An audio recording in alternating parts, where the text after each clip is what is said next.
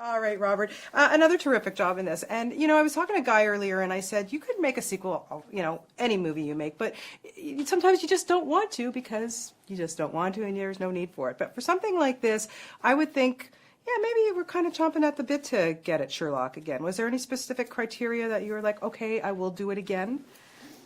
Well, when we were 2 years ago, right around this time, we were promoting the movie, and it was being reported to us that it was likely to do good business, and so we started kind of, dreaming about what we might do in success. And obviously, the Moriarty story comes to mind because it's the kind of quintessential, supervillain. So we kind of ran in that direction. And what was it like to work with somebody like Jared Harris? Because I thought you guys worked so well opposite each other. We definitely looked after each other. I think it worked largely, the movie that is, because our actor playing our bad guy had some very strong opinions, and we were of like mind, and we tried to say, hey, let's not just cash in on this Sherlock Holmes success with the Game of Shadows. Let's really try to do something that's a bit more complex and thoughtful. And he was the right guy for it. Yeah, he totally was the right guy for it. How did he, adapt? Because you guys have your style. You go on, you have your script, you know what you're, but then you get there and you can just mix it up. Was he adaptable to that?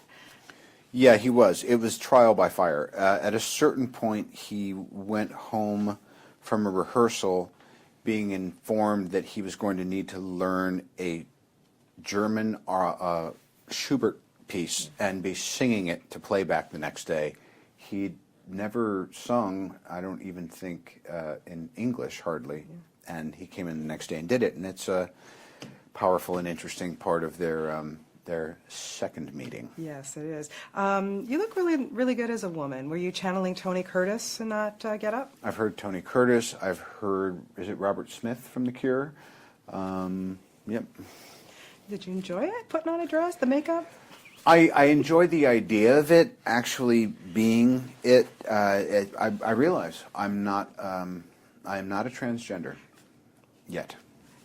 Don't even say yet. Don't go there. You never know. You have to leave room for that possibility. Yeah, I guess so. What is it with you and Jude now? Of course, you guys are just like, you can finish each other's sentences, I think. You stepped it up so much, the two of you, in this, that I didn't want to not see any scenes with the two of you. It was so good. What is it about the two of you guys? I think we both, first of all, he has a work ethic that is just beyond imagination, and he's very open, and he's very, very smart, and he thinks like a writer, and he's, there's something just so kind of fun about him. And so we just wanted these scenes to really feel like you're looking at these guys, and you hope they never stop solving cases together. Do you get to the point with each other you're still discovering stuff about each other? Sure. I mean, with Holmes and Watson, that's how it is during the course of the stories.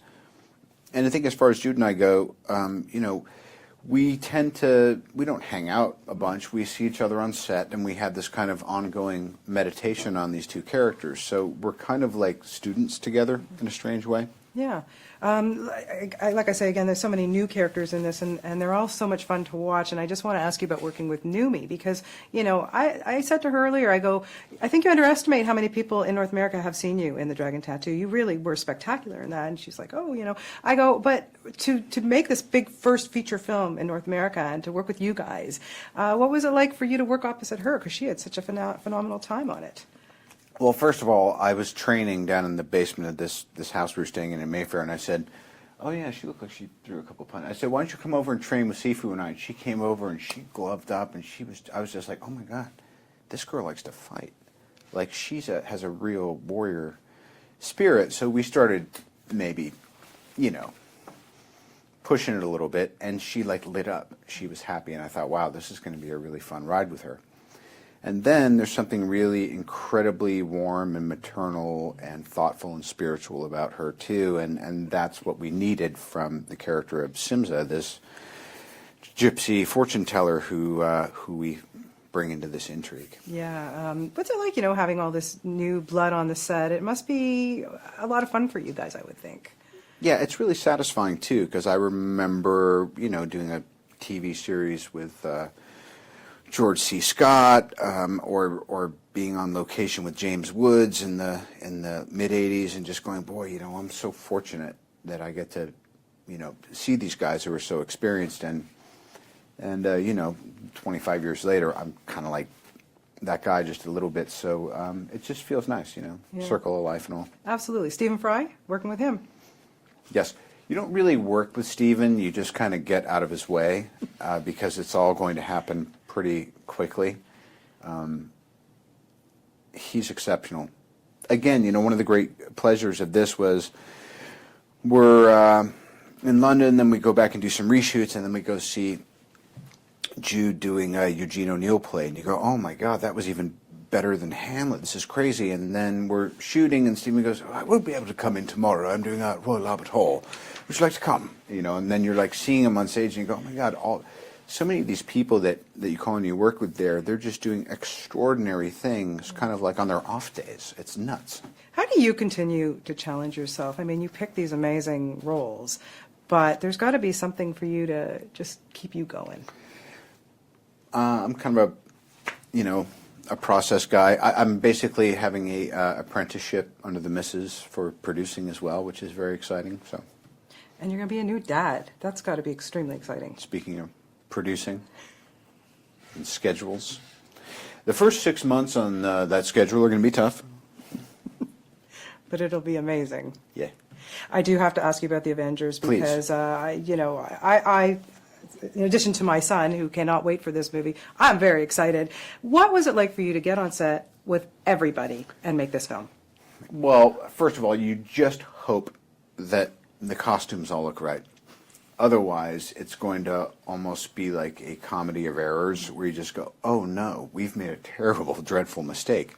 But I think Joss Whedon was the right guy to direct this, and everyone has demonstrated outside of the Avengers that they can carry a picture. And then we have some new folks, obviously, with Jeremy Hiddleston playing Loki and all that. So it's a strong team. Well, I cannot wait. And again, congratulations on this. You guys did such a fantastic job. And number 3, I'm waiting for it. We got to talk again about that one. So Fine. We'll see. Okay. Thanks, Robert. Always wonderful to talk to you. Thank you.